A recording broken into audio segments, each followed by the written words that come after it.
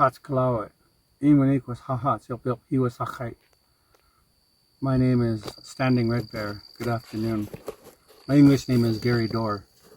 So I'd like to tell you a story today, and I'd like to preface it by saying that this story, there are at least 14, maybe 16 different versions of this story.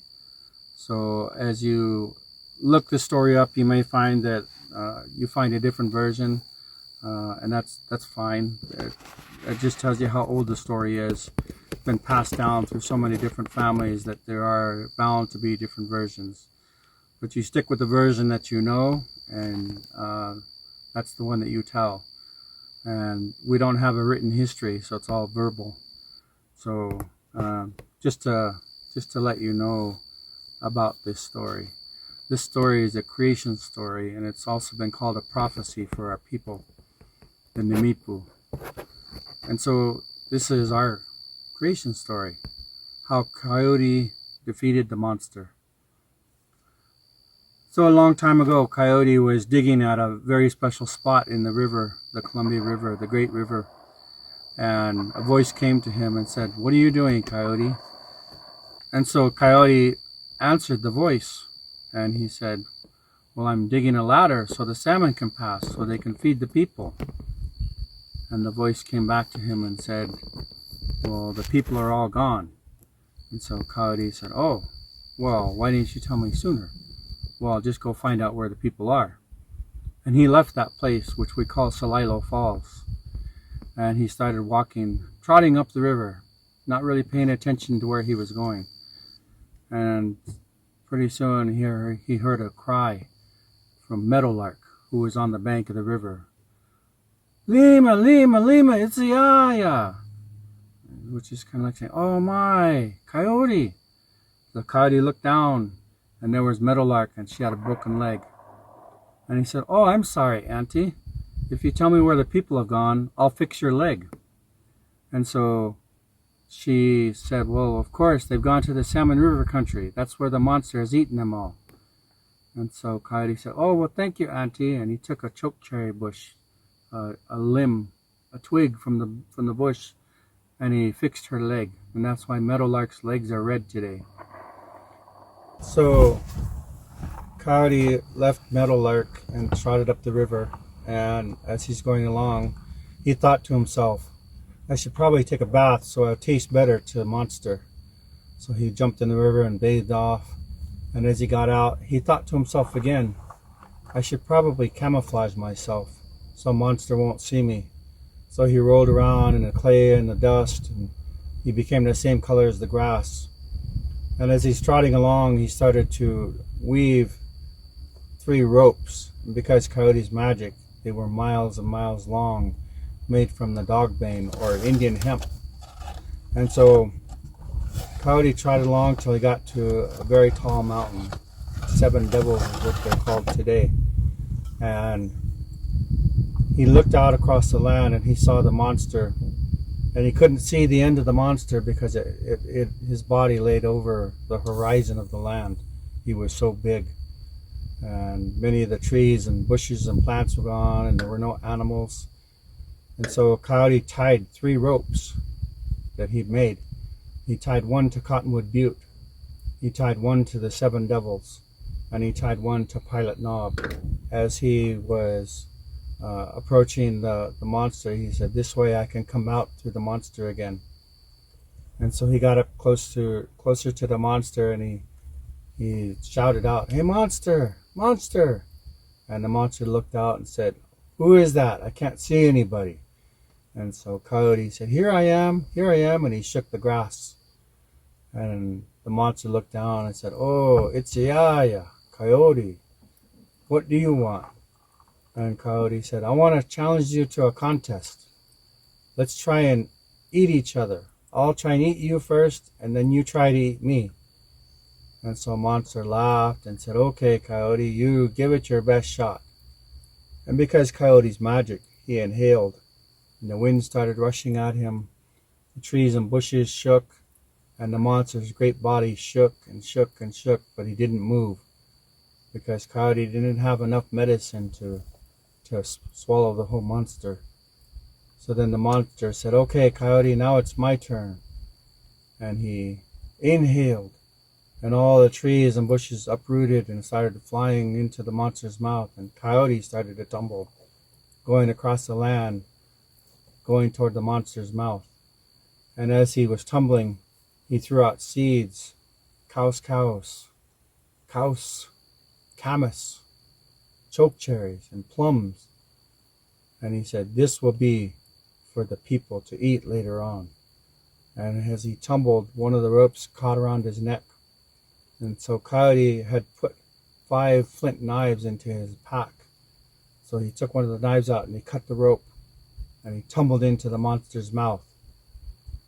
And so as Coyote's walking down towards the belly, he's walking through the throat to the belly of the monster. And he hears a rattle. And so he looks down and there's Rattlesnake, and he's poised, ready to strike Coyote. And Coyote said, oh, only to me you're angry? And he stomped the rattlesnake's head.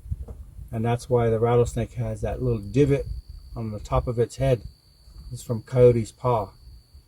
And so he kept on walking, and he's getting closer to the stomach, and all of a sudden Grizzly Bear, Ha-Hots, came roaring out at him. And Coyote said, oh, only to me you are fierce? And he reached up and kicked Ha-Hots, Grizzly Bear, right in the nose. And he shortened his nose, flattened his face. And so as Coyote's walking further and further, he saw Black Bear come running out at him. And he said, oh, only to me you're fierce? And the Black Bear turned around and ran away. And so, just like they do today. And so Coyote made it into the belly of the monster, and there were all the people. And the people, we refer to the people as all the animals and the humans. They're all the people. And so they said, Coyote, what are you going to do? And he said, well, we'll see, won't we? And so he gathered all the young ones in there, and he said, find all the bones of all the dead people here. Put them by the entrances of the monster. When I tell you to, you kick the bones out first, and then you lead the people out of the monster. And so they did as they were told. And so Coyote walked over to the heart of the monster, and he started to cut fat off the heart and feeding it to all the people inside. As Coyote was doing this, he looked around and he says, all this meat, and you're all hungry. He said, gather me anything that will burn. And so all the trees and bushes and weeds that the monster had swallowed, they gathered them up and they put them underneath the monster's heart. And Coyote took 2 of his flint knives and he struck a spark, and he started that fire right underneath the heart of the monster. And the smoke started to come out the monster's ears, his nose, his mouth. And the monster said, oh, I knew I shouldn't have swallowed you, Coyote. Coyote, and the heat was getting hotter and hotter on his heart and making that monster hurt. So he said, Coyote, it's Yaya. Go out, get out of me. And Coyote said, how shall I go out then?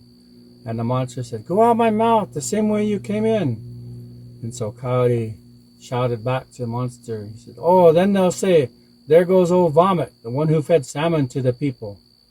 So the monster's writhing in pain. He says, go out my nose then, go out my nose. And Coyote very, very sarcastically shouted back, well, then they'll say, there goes old Booger, the one who saved the people. So the monster, thinking really quickly and in pain, said, go out my ears then, go out my ears. And Itziaya, Coyote, said, then they'll say, there goes old Earwax, the one who saved the people.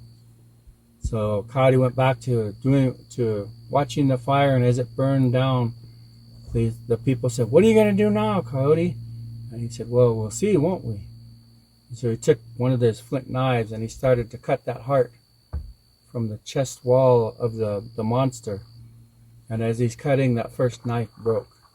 So he took the second knife out and started to cut, and that one broke. This went on to the third and the fourth knife. They all broke. And so as they got to the 5th knife, just a little bit of strand holding that heart on to the monster, and he's cutting, and that knife broke. So then the people said, well, what are you going to do now? It's Yaya. And he said, well, we'll see, won't we? and he jumped up onto the heart, started jumping up and down. As he's jumping, that heart finally broke from the wall, chest wall of the monster, dropped onto the ground. And just then the monster started to die. And Coyote knew he was dying, so he said, "No!" And all the young ones kicked the bones out of the monster, and they went out of the monster, all the entrances of the monster. And so everybody's getting out, and the monster's starting to collapse. And just as he died, his body finally collapsed, and everybody was out except for one little animal, and he was coming out the asshole of the monster. He shook his way out, pulled and pulled and pulled, and then as the monster died, his body snapped onto the tail of this young animal. So he really pulled and pulled and pulled and pulled his tail out.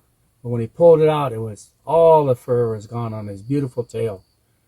And we know that today is the muskrat, and that's why he smells and has no hair on his tail. And so they're outside of the monster who's laying there dead now, and Coyote said, "Bring me some more flint knives." And so they did, and he started to cut up the monster and feed all the people. And so he walked over to the bones of the people who were eaten inside, and he squeezed the blood onto one pile of bones, and up popped a very tall Indian. And he said, "You'll be known as the Blackfeet, and you'll be very good at war." Went over to another one, up popped an Indian, and he said, "You'll be known as the Flathead. You'll have flat heads, and you'll be good horsemen." And so he went to another one, and up popped a short, stout Indian. He said, "You will be known as the Cayuse, and you'll be the fiercest in battle." So he went to another one, and he up popped an Indian, and he said, "You'll be known as the Yakima, and you'll be the best fisherman." So he went to another one and squeezed on the bones, and as the blood hit the bones, up popped another Indian. And he said, "You'll be known as the Shitsumps, those who are found here, and you'll be very good, very shrewd businessmen." And we know those people today as the Coeur d'Alene, those with the heart of an awl, those who can make the business deal. And so Coyote went back to cutting the monster up, and everybody's pointing and laughing and snickering. And Coyote said, "Well, what is it now?" And they said, "Well, you put Indians all over this land, but you forgot to put some here in this place." And Coyote said, "Well, why didn't you tell me earlier?" So he said, "Bring me some water." So the place where the monster lay dead is in what we call Kamei today. And so they went to the water, which was the Clearwater River, Picayune. So they brought him water from the river. So Coyote had the blood of the heart of the monster on his hands, and he washed his hands with the Clearwater River water. So the blood and the water dropped and hit the ground, and there were no bones. But up popped an Indian. And he said, "You'll be known as the good-hearted Indians." And so that's how the Numipu came to be. That's who we are. We are the good-hearted people. That is how Coyote defeated the monster. And when we talk about these stories, we talk about there is power in place. And Professor Dan Wildcat at Haskell Indian Nations University has put out a book about power in place. And these stories that all these different peoples, all these different bands, all these different camps, the different nations have, talks about how they were put in their place and we were put in our place. And this story talks about how each tribe, each camp, each band was put in a certain spot. And they've always been there. The Creator is the one that put them there. And so you'll hear talk about this land bridge, how natives cross the land bridge. But we have, the Nimipu, we have a camp on the Snake River that is 16,000 years old. That predates the land bridge. So we've always been here. We'll tell you we've always been here. And our story is, that puts power into our words and power into the place, and it shows how we've been put here by the Creator. How you interpret that is up to you. but that's how we interpret that, is we've always been here. And so when we go out onto these hills, our young men will go out there to pray. And we're on top of these mountains, these ridge lines, hilltops, plateaus, and we're getting closer to the Creator. And we go without food and water for 4 days, and we gain a closer connection to the spirit world and to Hanyawat, the Creator. So we hold all this land sacred. If you go to the heart of the monster today, just east of Kamiai, it's a gigantic rock. And so we have other stories from different nations.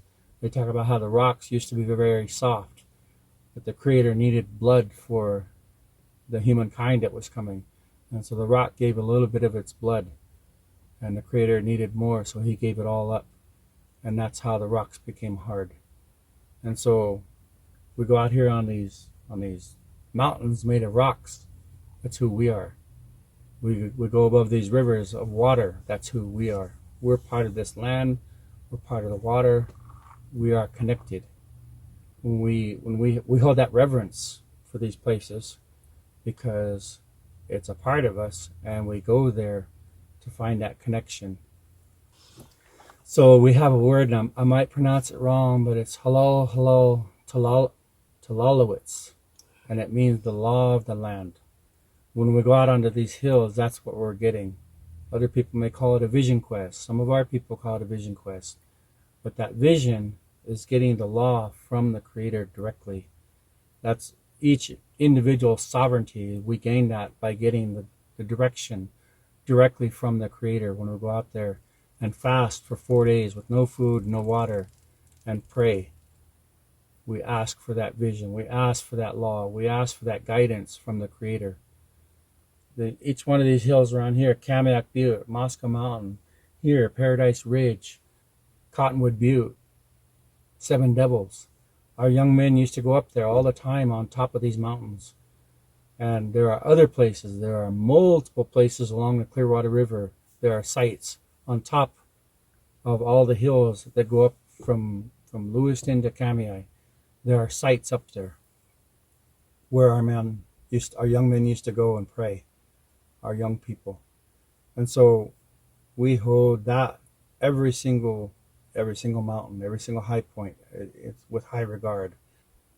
And so when we hold that reverence for the land, we do it because the land contains everything that we need. And so we have the 4 cardinal directions, north, south, east, and west. And we have the 5th direction, which is up. The heavens, as you might call it, the sky people, those who have passed on, gone to the next camp. And we have the 6th sacred direction, which is Mother Earth, which is down below us. And she provides all the food, all the medicines, all the water that we need. And we have the sacred 7th direction, which is inside of us, inside our heart, our spirit. That's where we hold the greatest gift of all, the love of the Creator that He has for us inside there. And so that sacred 6th direction is the land. But we gain access by going up onto these mountains. And when we gather, you'll see in some of these environmental impact studies, they'll go along the river banks, along the creek beds, along the valleys, and say, well, they used to gather here because there's these medicines here, these plants here. But in our way, in our vision, in our gathering ways, from the top of the mountain to the lowest valley, everywhere in between there, we gather medicines. So you have to look at these stories and find out what it means to you, and then you get a glimpse into what they mean to us and why these mountaintops are so important. I myself have gone out on several of these points and prayed for 4 days with no food and no water and gained guidance. Hello, Tulalawit. So I hope that you take a newfound appreciation for what the land means to us, what the mountains mean to us, and what our place is here, because we've always been here. So we've known these stories for thousands and thousands of years. We've gone out to these mountains for thousands and thousands of years. Mountaintops, hilltops, ridges, plateaus. So they mean so much more than you'll ever find in a history book to us. Katsiayo. Imakas Katsiayo. Thank you very much.